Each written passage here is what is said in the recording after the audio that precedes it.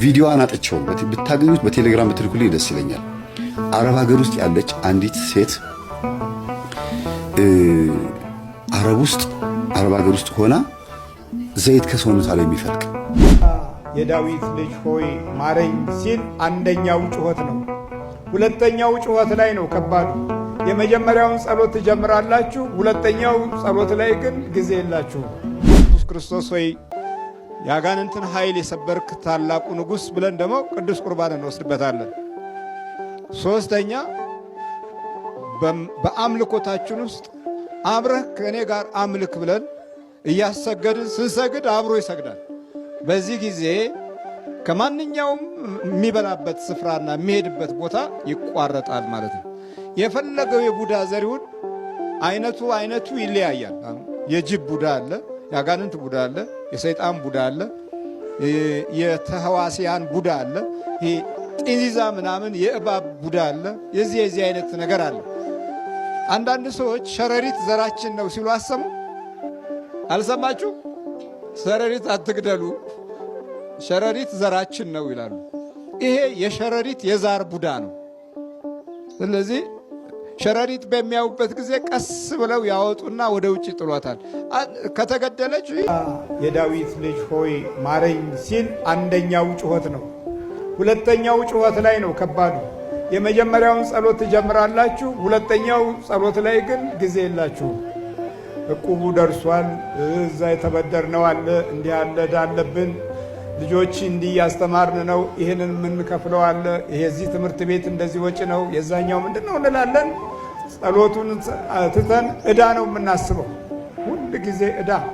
ስለዚህ በዕዳ የተያዘ ትውልድ ስለሆነ ዝም ብሎ ያልፋል። ሁለተኛው ጩኸት ላይ ሰይጣን ዝም ያሰኝህና ይለማመድሃል። ይሄ ቡዳውም ዛሩም ውቃቢውም አንዳንዴ ከመሰረቱ ተለማምዶን ያደገው ሌላ ጉዳይ ነው። በሁለተኛ ደረጃ ደግሞ በእንቅስቃሴያችን ላይ በእድገታችን ላይ በሩጫችን ላይ የሚመጣው ደግሞ ምቀኛው ሁለተኛው ነው። ሶስተኛው ደግሞ ዘመኑ፣ ጊዜው፣ ሂደቱ፣ የትውልዱ ርዕዮተ ዓለም እና መሪዎቹ ደግሞ ሌላው አራተኛ ችግሮች ናቸው፣ ውስብስብ ናቸው። እነዚህ ነገሮች ሁሉ በዝምታ ውስጥ የሚያድጉ ጠንቆች ናቸው። ዝም ስትል የሚመጣ ነገር ነው። ማታ ዝም ትላለህ። ምናልባት ከትምህርት ቤት ወይ ከገበያ ወይም ደግሞ ከተለያየ ቦታ ትከሻህን ከብዶ ወረር አድርጎ የገባ ጠላት አለ። ማታ ዝም ብልሃል፣ አብሮህ ያድራል። ከዛ በኋላ አብሮህ ይውላል። ከዛ ባህሪን በቀላሉ ይለምዳል። ምላሰኛ ከሆንክ ይጨምርልሃል። ሆዳም ከሆንክ ሆድን ያሰፋል። ነገረኛ ከሆንክ ነገርን ይጨምርልሃል። ምቀኛም ከሆን ምቀኝነትን በጥፍ ያሳድጋል። ሐሜተኛም ከሆንክ ያንኑ ያበረታታል። ጸሎት ላይ ግን ከታሪካዊ ምልጃ ጋር ከታሪካዊ እውነታ ጋር ከእውነት አምልኮት ጋር እንዳትቆም ዝም በል ይላል። ዝም ሁለተኛው ላይ ዝም እንደ ነገሩ ትጀምራለህ። አሁን ነጠላውንም የጸሎት መጽሐፉንም ትጀምረውና ራስ ምታት ይዘሃል፣ ያንቀላፋል፣ ይደብትሃል። ጠላት አለ ዝም በል እያለህ እኮ ትሞክሩትና አይት አንዳንዶቹ እናቶች ዕቃ የሚሰብሩት ጸሎት የጀመሩ ጊዜ ነው። እንዴ ይላሉ፣ በሆዳቸው ያጉረመርማሉ። ያንንም ሰበርኩት፣ ይሄኛውንም ሰበርኩት፣ ጸሎት ስለያዝኩ ነው እንዴ? አይ እንግዲህ ዕቃውን ከምጨርስ ጸሎቱ ይቅር ብለው ጸሎት የሚያቋርጡም አሉ። የማይሰበረውን ይሰብሩና በጸሎት ያማርራሉ፣ በእግዚአብሔር ያማርራሉ። ግን ብልጠቱ ተመልከቱ። የመንፈሱ አሰራር ነው። የመንፈሱ ክፉ ዝም በል እያለ ነው። ዝም በል በቃ ይበቃሃል፣ ከዚህ በላይ አትለፍ። ወዲያው ደግሞ ሌላ ጥበበኛ ደግሞ ከመንደር ውስጥ ይልካል። ዛሬ የሚያስቸኩል ወይ ለጸሎት ጊዜ እንዳሰጡ ነገር የሚፈጥር እድሩ ምናምኑ እያለ የሚደውል ቆሜ እኮ እየጠበቅኩ ነው እያሉ የጸሎታችሁ ጊዜ ለማባከን እነሱን ያዘጋጃል። ወይ ወሬ ያዘጋጃል፣ ወይ ደግሞ ሐሜት ይፈጥራል። ለጸሎት የምንሰጠውን ጊዜ ዝም በሉ ብሎናል። ሁለተኛው ጩኸት ላይ የማይመች አካሄድ ለማምጣት ይታገላል። እዚህ ላይ ያለውን ሰው ስናይ ግን ዝም በል ካሉት በኋላ እርሱ ግን ምን አለ? አብዝቶ ምን አለ? ጮኸ። በቃ አብዝቶ ጮኸ። ኧረ የዳዊት ልጅ ሆይ ማረኝ፣ ቤን ዳዊት ረሃም ላይ ፀሐይዋ ላይ ብሎ ጮኸ። አቤቱ ማረኝ አብዝቶ ሲጮህ ይህ የሚያልፈውን ሕዝብ መድኃኒታችን ኢየሱስ ክርስቶስ ሲቆም አብሮ ቆመ። ከክርስቶስ ጋር እንድንቆም አምላካችን ያብቃል። ያ የሚያልፈው ሕዝብ ክርስቶስ ሲቆም ቆመና ምን አላቸው? ሂዱ አምጡት፣ ወደ እኔ አምጡት። የጩኸቱ መብዛት ጥሪው ድምፁ ተሰማለትና ወደ እኔ አምጡት አለ። አገልጋይ ሆነ ሕዝቡ። አሁን በግድ ነው። እነዛ በስተፊት የሚሄዱት ግን ዝም በል ብለውት ነበረ። ስጋዊ ኃይሎች ዝም በሉ፣ መናፍስታዊ ክፉ ጠባዮች ዝም በሉ ሲሉን ዝም አለማለታችን ብዙ መንፈሳዊ ውጤት እንድናመጣ ያደርግልናል። በረከታችንን እናገኘዋለን፣ እድላችንን እናገኘዋለን፣ ኑሯችንን እናገኘዋለን። ብዙ ጊዜ ያሳለፍናቸው ህብረተሰቦች የጸሎት ጊዜ የልጆቻቸውን ችግር እንደሚጨምር አድርገው ያስባሉ። ለምን? ለጸሎት የሚያባክኑት ጊዜ ቁርስ ከመስራት፣ ምሳ ከማዘጋጀት፣ ቤቱን ከማጽዳት የሚከለክላቸው አይነት አድርገው ያስቡና ቅድሚያ የሚሰጡት እነሱ ላሰቡት እንጂ እግዚአብሔር ለነሱ ለሚያስበው ነገር ፈቃደኞች አልነበሩም። ይህ ባለመሆኑ ይሄው ከርታታው ትውልድ ተፈጠረ። ስልጣን ይዞ ከርታታ፣ ማዕረግ ይዞ ከርታታ፣ ሐሳብ ይዞ ከርታታ፣ ምንም ግብ የሌለው መባረክን ከቤት ውስጥ ለማኖር ብዙዎቹ ያልተመቻቸው ሆኖ መገኘቱ ትውልድ ላይ አደጋ ፈጥሯል። አስተሳሰብ ላይም የዛኑ ያህል ትልቅ ጫና ፈጥሯል። ሰዎች አካላቸው ሰፍቶ ውስጣዊ ሕይወታቸው ሙሉ ጨለማ ነው። ሙሉ ጨለማ እንዲቆይ በዚህ ሰው ላይ በስተፊት ይሄዱ የነበሩት ዝም በል አሉት። ቀዳሚዎቹ ዝም በሉ ያሉት፣ መንገድ መሪዎቹ ዝም በል አሉት። ዛሬ ርዕዮተ ዓለሞችም ሁሉ በመንፈሳዊ ነገር እንዳትበረቱ ዝም በሉ ይላሉ።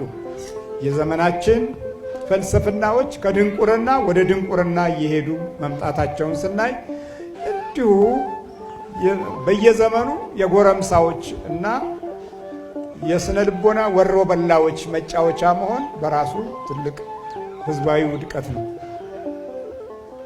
ከታሪክም ከእምነትም ከመንፈሳዊ ጉዞም ጋራ የተያዘ ቡራኬ ያጠረው ትውልድ እጅ ውስጥ መግባት መከራው ብዙ ነው። እየጮህ የማትደመጥ ከሆነ አብዝቶ መጮህ ወደሚያስፈልገው መለየት አለብን። ብዙ ጨለማን ለማቆየት ትግል የሚያደርግ ነው። ከፍልስፍና ወደ ፍልስፍና ነው የምንሄደው። ድንብርብርብር ያለ የመጠላላትን ክፉ ባህሪ የታሪኮቻችን ምንጭ በማድረግ ረጅም ዘመን ፈጀን። አሁን 2-3 ትውልድ እያጠፋን ያለ ነው። የ60ው ዘመን አጠፋ፣ የ80ዎቹ ዘመን አጠፋ፣ የሚሊኒየሞቹ ዘመን ደግሞ ይኸው እያጠፋን ያለ ነው። ጥፋት አልቆመልንም። ምክንያቱም ጨለማው ላይ ብርሃን የሚሰጠውን አልፈለግነው። ግን አብረን በክርስትና ስም፣ በቅዱሳን ስም፣ በጸጋና በሞገስ ስም፣ በእምነት ስም እንንጋጋለን። አይነ ስውሩን ግን ማየት አልቻለም። እየታወርን የተወለድነው ካደግን በኋላ እውቀት ያሳወራቸዋሉ፣ ትምህርት ቤት ያሳወራቸዋሉ፣ ፍልስፍና ያሳወራቸዋሉ፣ ርዕዮተ ዓለም ፖለቲካ ያሳወራቸዋሉ። በእውርነት ውስጥ አብዝቶ ለመጮህ እድል ያላገኙት ሁሉ ጨለማውን ያቆያሉ። አሁን ትግሉ ይሄ ነው። ዛር ያሳወራቸዋሉ፣ መተት ያሳወራቸዋሉ፣ ምቀኛ መንፈስ ያሳወራቸዋሉ። አብዝተን ካልጮህን አሁንም አርቀንም አናይም፣ በቅርብም አናይም፣ በሩቅም አናይም። ቪዲዮ አናጠቸው ብታገኙት በቴሌግራም ብትልኩልኝ ደስ ይለኛል። አረብ ሀገር ውስጥ ያለች አንዲት ሴት አረብ ሀገር ውስጥ ሆና ዘይት ከሰውነቷ ላይ የሚፈልቅ ጸሎት ሲያደርጉ ዘይቱ እንደዚህ እያሉ ሲጠርጉባት፣ ከአንገቷ ላይ ከእጇ ላይ ሲጠርጉባት እንደገና ዘይት ይፈልቃል ሰውነቷ። ኢትዮጵያዊት ነች፣ የቤት ሰራተኛ። ይሄን አስታውሳለሁ። ይሄ ሁሉ የሆነው ምንድነው? እውቀት ሳይኖራቸው ግን እምነት ኖሯቸው፣ እውቀት ስላችሁ የአስኳላ የዓለማዊ ትምህርት ማለት ነው። በየዋህነትና በቅንነት በስዕሉ ፊት እየሰገዱ እየጸለዩ በአሕዛብ አገር እግዚአብሔርን ያስከበሩ እህቶች አሉ። በዚህ አንጻር ደግሞ በተቃራኒው ደግሞ ኢትዮጵያን ያሰደቡ በዘረኝነት አንድ ቤት ውስጥ ትግሬና አማራ፣ ኦሮሞና ትግሬ፣ ኦሮሞና አማራ ሲገናኙ እየተደባደቡ በኃይለኝነት በዱባይ ውስጥም በሳውዲ አረቢያ በተለያየ ቦታ ላይ እርስ በርስ እየተናቆሩ እህቶቻችንን የሚያሰድቡ ኢትዮጵያንን የሚያሰድዱ እንዲታሰሩ የሚያደርጉ ለስደት የሚያስደርጉ በጣም ከባድ መከራ እንዲደርስባቸው የሚያደርጉ ባለጌዎች ደግሞ አሉ። በዱባይ ውስጥ ብትሄዱ በየትኛውም አረብ ሀገር በተለይ ዱባይ ማለት ነው ኢትዮጵያውያን ናቸው እንደዚህ እስክትሉ ድረስ በዝሙት የወደቁ አንድ አካባቢ ላይ ጭፈራ ቤት ያላቸው በጭፈራ ቤት በሴተኛ ዳሪነት በዘፋኝነት በዝሙት በምናምን በብዙ ነገር የወደቁ ደግሞ ኢትዮጵያውያኖች አሉ።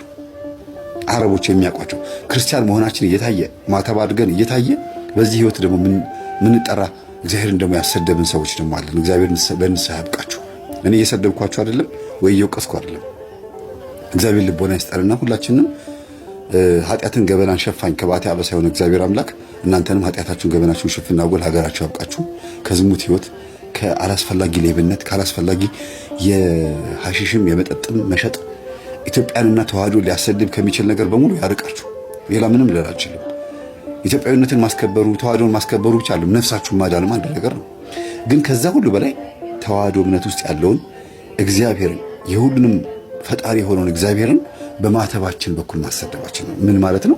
ይሄን ማተብ አድርገን እውነት ኃጢአት ስንሰራ ሲያዩን ምን ይላሉ? ነጮች እንኳን የኛን እምነት ሊመኙ ቀርቶ ካፊር እንደ ውሻ ነው የሚተፉብን ካፊር እያሉ እና በጣም ከባድ ነው አይደል? እንዲህም አይነት እህቶች አሉ፣ እንዲህም አይነት ተአምራት የተሰራባቸው ወንድሞችና እህቶች አሉ ብዬ ሳቀርብ የእህቶችን ብቻ ወይም የአንዳንድ እህቶችን ብቻ አይደለም፣ ብዙ ናችሁ። እግዚአብሔር ተአምር ያደረገላችሁ ደውሉ፣ ሜሴጅ ጻፉልኝ። የወንዶችን ደግሞ እንደዚሁ ልነግራችሁ እችላለሁ። አንድ ወንድ አለ እስከዛ ድረስ ያጋጠመኝ ብዙ እህቶች ላይ የሚበዛው የእግዚአብሔር ተአምር ግን አንድ ወንድም አለ አረብ ሀገር ሆኖ እህቶችን የሚረዳ የሚያግዝ ገንዘብ የሚሰጣቸው የሚጸልይላቸው በጸሎት የሚያግዛቸው በጣም የተባረከ ልጅ እግዚአብሔር የረዳው የጸሎት ማህበር ላይም አለ። ብዙ ወንድሞችና እህቶች አሉ፣ ግን ከወንድሞች ጥቂት ናቸው፣ ከእህቶች ይበዛሉ። አምስተኛው ፕሮግራም ላይ አቀርብላችኋለሁ። ፍቃደኛ ከሆነ ነው እሱ። እርግጠኛ ነኝ ይሄን ከሰማ ስሙን ካልጠቀስኩኝ ምን ካላልኩኝ አይታወቅም። ግን ደግሞ እሱ ምን ይላል ማን እንደሆንኩኝ አረብ ሀገራት ላይ በደንብ ስለምታወቅና እንደዚያ ነገር እንደማገለግል ስለሚያውቁ ፎቶዬን ድንገት ሊያወጡብኝ ይችላሉ። እኔ ደግሞ ይሄን አልፈልገውም ነው የሚለው። እንዲህ ያለ ነገር ደስ ይላል፣ የሚደገፍ ነገር ነው። በእውነት በጣም ደስ የሚል ትህትና ነው፣ ወደ ቅድስና የሚያደርስ ንጽህና ነው ይባላልና ሰው ቅድስና ውስጥ የሚገባው ትህትናን ቅድስና ሲያደርገው ንጽህና ሲያደርገው ነው። ትህትናን ገንዘብ ሲያደርግ ነው። እና እህቶቻችን በርቱ። በእውነት እግዚአብሔር እናንተ ላይ አድሮ አረብ ሀገራትን እንዲሁም አረቦችን እንዲሁም ደግሞ አህዛብን የሚያስደነግጥ ስለሆነ ስሙ የተመሰገነ ይሁን። እናንተ ላይ አድሮ ማለት ነው። ስንቶች አረቦች ደንግጠዋል። አስገድደው ሊደፍሯችሁ ሲሉ መተት ሲያደርጉባችሁ፣ ገንዘባችሁን ሲክዷችሁ፣ በብዙ አይነት ስቃይ ውስጥ ሆናችሁ እግዚአብሔርን ያስከብራችሁ እህቶቻችን በእውነት የቅዱሳን በረከት በእናንተ ላይ ይድር። ሳላመሰግናችሁ አላልፍም። ከዛ በመቀጠል ኢትዮጵያ ውስጥም ደግሞ ገዳማትን እያሰራችሁ ጉልበታችሁን ሳሰስቱ፣ ቆይ አንዷ ልጅ ምን አለችኝ? ቆይ መምህርዬ አንድ ማስጨርሰው ቤተክርስቲያን አለ 1-2 ዓመት እቆያለሁ አለች። አልኳት፣ ደነገጥኩኝ። ማስጨርሰው ቤተክርስቲያን አለ እዚህ የሚከፈለኝ ገንዘብ ትንሽ ጥሩ ስለሆነ ያንን ገንዘብ ሰብስቤ አምጥቼ ያችን ቤተክርስቲያን ካስጨረስኩ በኋላ ለመጣው ማገባው ከዛ በኋላ ላለው ህይወቴ እግዚአብሔር ያውቃል አለች። እሺ ያልኳት፣ የሚያቆማን ነው እግዚአብሔር ነው። እንደዚህ አይነት ጭንቅላት ያላቸው እህቶች ታዲያ እውነት በማይረቡ ተራ በሆኑ ሰዎች ሲታልሉ አያሳዝንም? ገንዘባቸውን ፍቅረኛዎቻቸው ሲበሉባቸው፣ ቤተሰቦቻቸው ገንዘባቸውን ሲግጧቸው፣ እንዳትመጪ እዛው ሁኚ ለዚህ ጦርነት ነው ምን ታረጊያለሽ እያሉ በወር የምትልክላቸውን ከስንት አንዴም የሚላክላቸውን ገንዘብ ለመቃረም ልጆቻቸውን የአረቦች አህዛብ መንፈስ ማገዶ ለማድረግ የሚያደርጉ ቤተሰቦቻቸው ደግሞ ስታስቡ ነው ያሳዝናል በጣም። እና እውነት እህቶች በርቱ፣ ስትመጡ አትስነፉ። ኢትዮጵያ ስትገቡ በጣም ትሰንፋላችሁ። በጸሎቱም በምኑም ስለምትሰንፉ በጣም ከባድ ችግር ውስጥ ትገባላችሁና እግዚአብሔር ከእናንተ ጋር ይሁን። በርቱ፣ ጸልዩ። ቀጣይ ደግሞ በሌላ ቪዲዮ እንገናኛለን። ሰላም ሁኑ።